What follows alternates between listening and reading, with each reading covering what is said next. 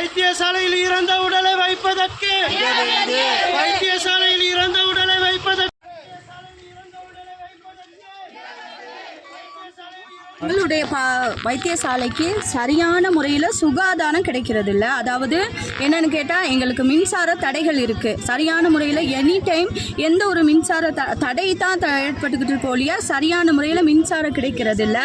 சரியான சுகாதாரம் அப்படின்னு சொன்னால் நோயாளிகள் போகும்போது தகுந்த முறையில் அவங்களுக்கான பராமரிக்கிறதுல அவங்களுக்கான யாருமே ஒரு முடிவை எடுக்கிறது இல்லை. அங்கே நோயாளிகளை கணக்கெடுக்கிறது இல்லை.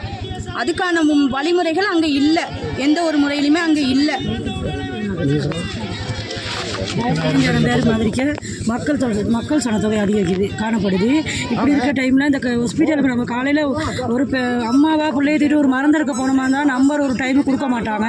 கேட்டால் எங்களுக்கு ரூல்ஸ் போடுறாங்க 10 மணினா 10 மணி 100 பேருக்கு மேலே டிக்கெட் இல்லைங்கிறாங்க. பிள்ளைகளுக்கு வருத்தம் வந்து இதே நைட்டில் நாங்கள் தூக்கிட்டு போனால் எங்களை பிள்ளையாக சொல்கிறாங்க. ஒரு சீரியஸில் ஒருத்தரை கொண்டுட்டு போனால் எம்புலன்ஸ் இல்லைன்னு எப்போ பார்த்தாலும் எம்புலன்ஸ் இல்லைன்னு தான் சொல்கிறாங்க. இவ்வளோ பெரிய ஒரு மாவட்ட வைத்தியசாலையில் எம்புலன்ஸ் இல்லைன்னு சொல்லி நாங்கள் ஏற்றுக்க இயலாது.